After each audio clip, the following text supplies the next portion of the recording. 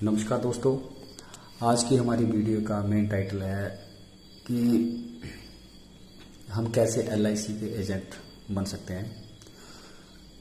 आजकल हर किसी के दिमाग में बस एक ही बात है कि हम एलआईसी का एजेंट बनने के लिए कैसे आवेदन करें, कैसे हम एक अच्छे एजेंट बन सकते हैं। उसके लिए हमें सबसे पहले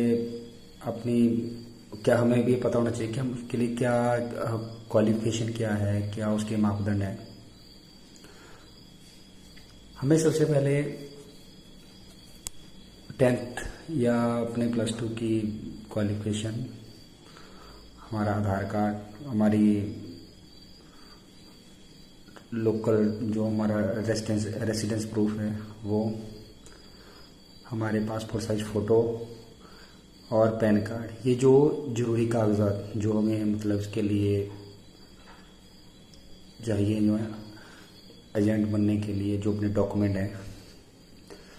पासपोर्ट साइज फ़ोटो हो गया, 10वीं या +12वीं की मार्कशीट हो गई, उसके बाद अपना आधार कार्ड, लाइसेंस हो गया या अपना वोटर कार्ड, कुछ भी हो गया अपने लोकल प्रूफ के लिए, साथ में पैन कार्ड।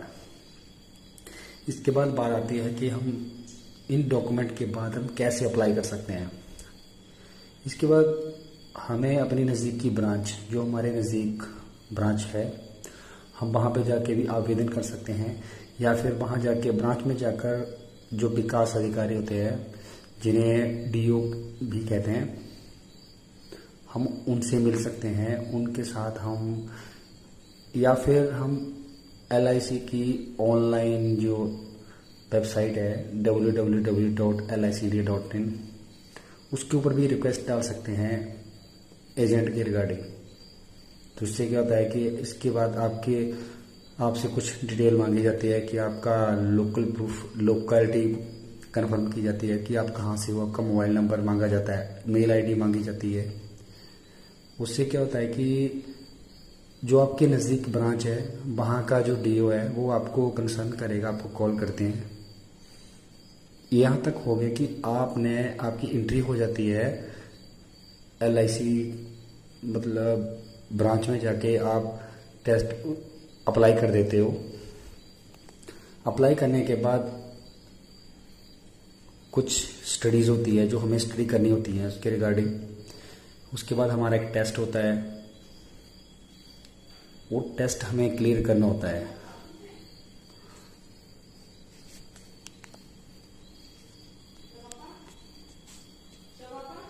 हाँ, उस टेस्ट की तैयारी करने के बाद हमारा पेपर होता है, ऑनलाइन टेस्ट होता है। ऑनलाइन टेस्ट में हमें पास मार्क ज़रूरी होते हैं। वो पास मार्क अचीव करने के बाद हमें ऑनलाइन जो है एलआईसी की तरफ, IRDA की तरफ से एक मंजूरी मिल जाती है कि हम एलआईसी एजेंट के लिए हम अप्रूव हो चुके हैं। उसके बाद हम 15 दिन या 20 दिन के बाद हमें एक लाइसेंस घोषित कर दिया जाता है एलआईसी कंपनी की तरफ से। उस सब के बाद से हमें मार्केट में जाके, फील्ड में जाके काम करना होता है। एक अच्छे एलआईसी एजेंट की जो खूबी है वो ये है कि वो विनम्र होना चाहिए, उसमें किसी तरीके का कोई गुस्सा नहीं होना चाहिए। क्योंकि ऐसा नहीं होता है कि हम किसी से एक बार मिले और मिलने के बाद हमें पॉलिसी मिल जाती है। ऐसा होता है कि कई बार एक ही इंसान से हम 10 बार मिलना पड़ता है, हर बार उसको प्लान समझाना पड़ता है। तो उसको उसी तरीके से प्यार से उसको प्लान समझाना भी ज़रूरी है कि अगर हमारा व्यवहार शांत होगा, विनम्र होगा, अगर हम दूसरे की बात को समझेंगे, तभी हम एक अच्छे एजेंट के रूप में मार्केट में अपनी अच्छी छवि बना सकते हैं।